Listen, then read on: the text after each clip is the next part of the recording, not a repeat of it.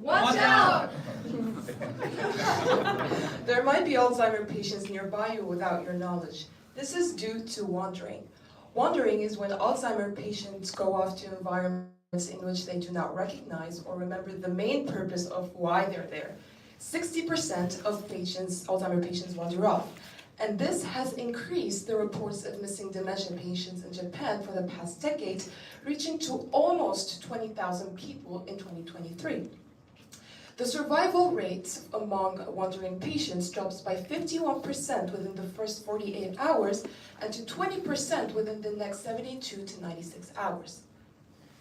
But first, let me take you back a little bit and let's discuss our idea development in detail.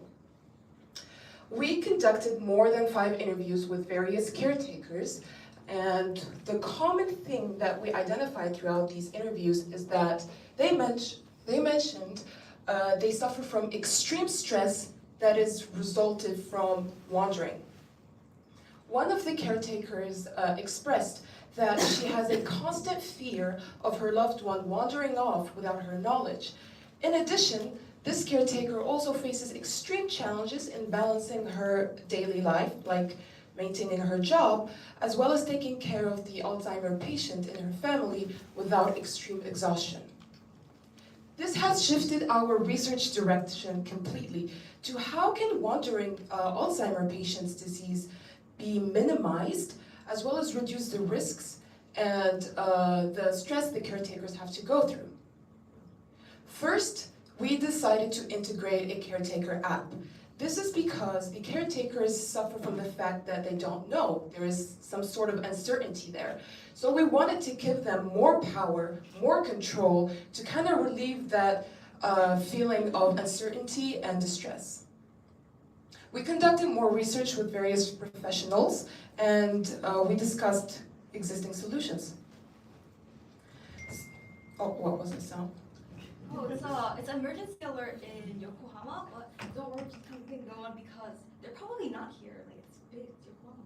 And that's the issue. So as students residing in South Korea, we have received endless amounts of public safety alerts such as these. However, they're too general. They just mention the city in which the person has been reported missing, and they're usually dismissed or ignored by most people, hence being ineffective. The other current solution is, unfortunately, locking patients up, which is maybe like a temporary effective solution to keep the person safe. However, after conducting an interview with a doctor, a family physician, this is ineffective because it accelerates the symptoms of Alzheimer's and leads to feelings of isolation, agitation, as well as depression, deeming the solution to be ineffective. The third and final solution is GPS tags. GPS tags can be designed in various forms, such as clothing, wearable pins, or simply placed in shoe soles. However, this does not guarantee that the patients will actually put them on or keep them on throughout their journey, making the solution also ineffective. So because of these reasons, we wanted to integrate another kind of a medium that would identify the whereabouts of the patient, as well as transfer this kind of data to the caretakers. That's why we decided to go with a smartwatch. Smartwatches have 2 main features that we're looking for. The first one is that they have the GPS trackers, which is the main point. And the second option is that it can tell whether the Alzheimer's patients actually have the watch on or off through monitoring technology, such as like detecting heartbeat. And that's how we formed the combination of a caretaker app with a watch. However, there is still one more problem that we didn't address. How can we actually ensure the Alzheimer's patients have their watch on before leaving their homes? That's why we added another component, which is the smart door lock. The smart door lock, Yeah, yeah, I think there's a lag with the presentation. a smart door-like image. So we wanted to integrate some sort of component that would serve as a cognitive barrier for the patients before leaving their homes. So maybe we can integrate some sort of NFC technology, however my colleague will elaborate more on that. So we decided to identify three main goals for our solution. The first one, to reduce stress and provide more personal time for the caretakers. The second one is to make sure the Alzheimer's patients have their trackers on at all times. And the third one, to integrate some sort of self-guidance or community engagement in our solution. Using these three identified pain points and this iterative process, we created our final version of our Watch Out UI and prototype, and it's going to involve the SDGs 3 and 11. The first step is that Alzheimer's patients have these smart watches and their NFC tags that needs to be tagged to the smart door lock so that it brings an intentional opening. It creates an additional step that evaluates that the patients actually took their smart watch to the door before they're going out. So look in this video, the Alzheimer's patient is actually tagging the door to check that it is on her wrist. And at the same time, the door is going to ask some cognitive assessment questions. So here's our question. If the patient still can wear the watch, but does she have enough minimum standard to even go outside? So through the speaker and mic, they're going to ask some questions such as, where are you going and what clothes do you wear? So having this constant interaction and conversation with that door. And then if there's enough information stored into the door, the door would judge to open up.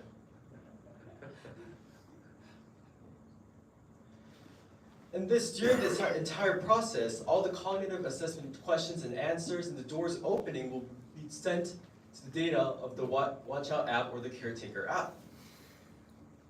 And an important feature of this Caretaker app is that they can assign these safety zones for the Alzheimer's patients, as you can see here. You can customize where they can freely roam around. But what if the Alzheimer's patients accidentally left these safe zones? This is why our digital compass is needed. Let's take a video first. The Alzheimer's patient is looking at her watch and wandering around, but that through digital compass and that directional arrows and vibrations and auditory instructions, it's going to guide the Alzheimer's patients going back to the safe zones independently. But what if, again, the Alzheimer's patient disobeyed the orders of the smartwatch, such as seen in this video? This is where the emergency support request comes in. Oh, I think we got just an AirDrop. Should we check it out? And this is what we get for the AirDrop when there's an Alzheimer's patient nearby. So if you can see in the video, when the Alzheimer's patient shows abnormal behavior, such as not going back to the safe zone, the system's going to automatically send out AirDrops or quick share features to send in a 10-meter radius about their personal information, their contact number, and the location they need to go. So it's really pinpointing out who should help me rather than having general notifications, thus bringing more safety through community engagement. And at the end, we want to have this effect. After the caretakers come back from their home and they see their family member and loved one come back safely, it makes us happy. So overall, the system has this gradual intervention of caretakers from none to high intervention. And this is extremely important because caretakers usually just directly call the police. But this can be efficient. As they repeatedly do that, they're going to feel sorry, even hesitant to do so. So we are going to reduce that social pressure and increase that rescue probability through these social net steps. However, there are some challenges in our system. First is that there's the battery life of the smartwatch. What if it turns off suddenly? So we're thinking of if the smartwatch turns off inside the house, we're going to automatically just lock the door. And what if the Alzheimer's patient is outside? We're going to turn that the patients go back to their house and turn on this digital compass right away. And secondly, it's about the privacy data. What if people just misuse this? This is why we can have the airdrop and quick share. Let me quickly finish. Don't show like pretty, like really private information. The caretakers can customize which information to show. And in the future, we will do some user testing to really fill the evidence gap and empirical data. Thus, we're maximizing survivability and minimizing worry. Thank you so much. This is Team Watch Out with Watch Out, Watch Out.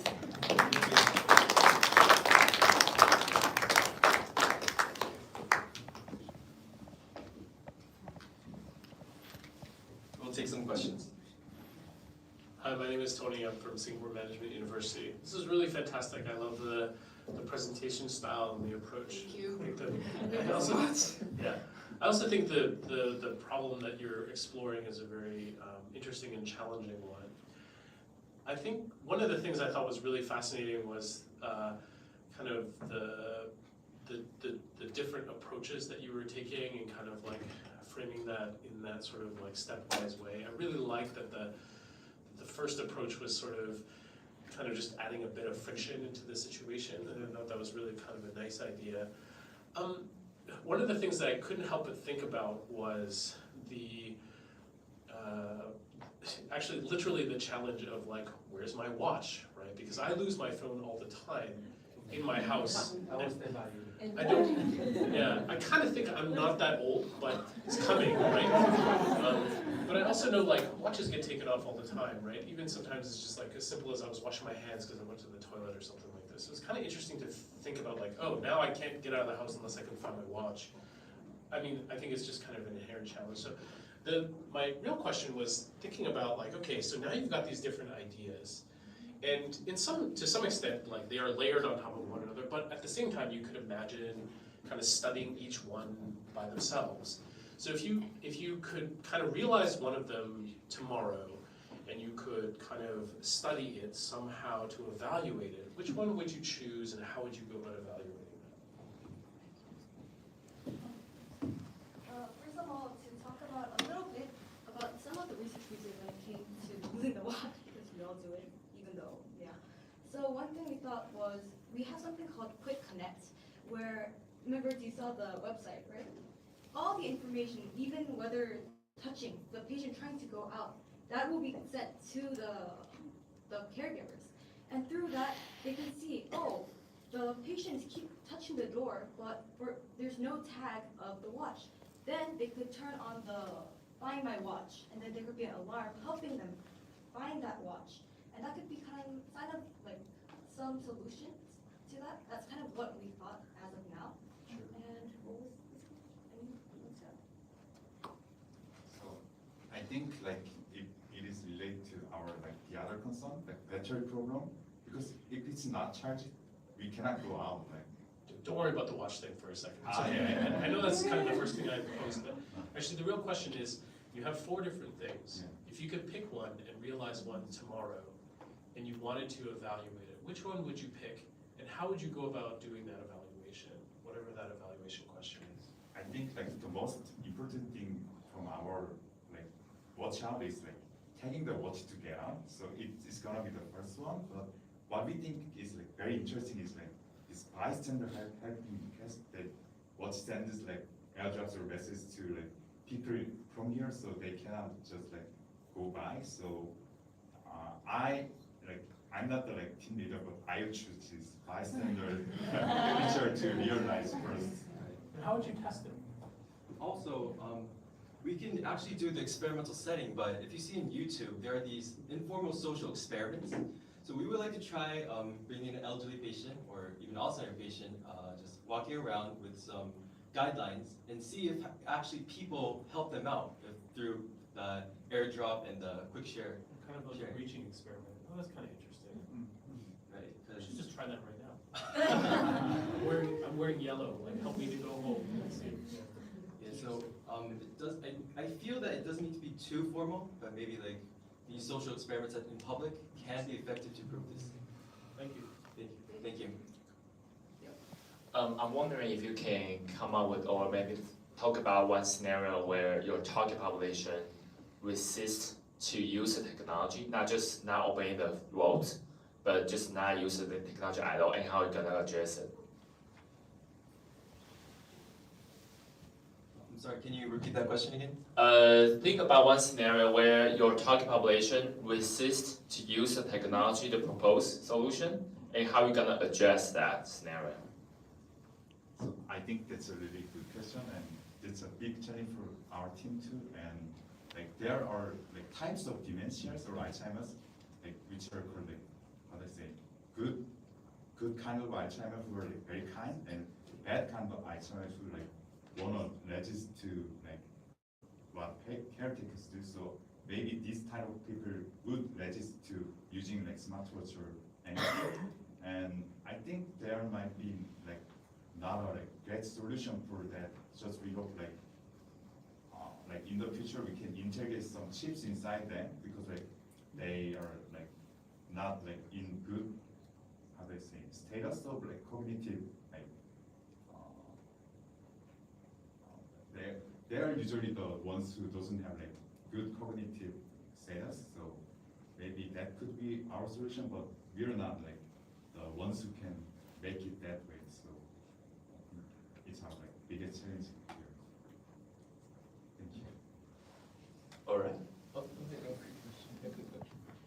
Thank you so much. My name is Chang. I'm from National University Singapore. I think your design is very good and theoretically gonna be work well in the like urban setting. But what if this service want to extend it like rural area, somebody like difficult to find a bystander, or like sometimes the map information is not enough important? How do you want to like expand this service to like some other rural area or something like other space? Yeah. Thank you so much. I'll answer that question. So for our service, for our app, we have a feature in which if the Alzheimer patients do not make it back to the safe zone, after a period of time, it does the quick share.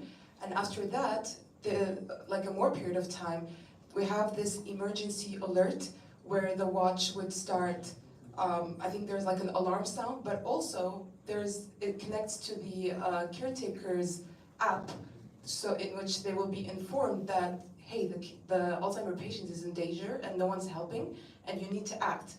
That's why we have the quick connect section in our interface there.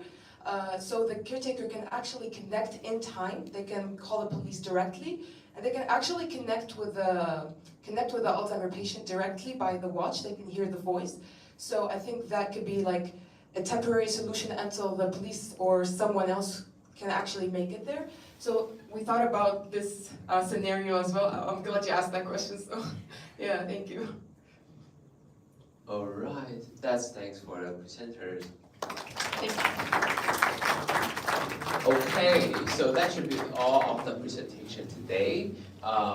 Again, thanks for joining today's presentation. I want to also have a round of applause. Thank you for yourself. Thank you for the jury group, and thank you for your efforts. Yeah. Thank you. And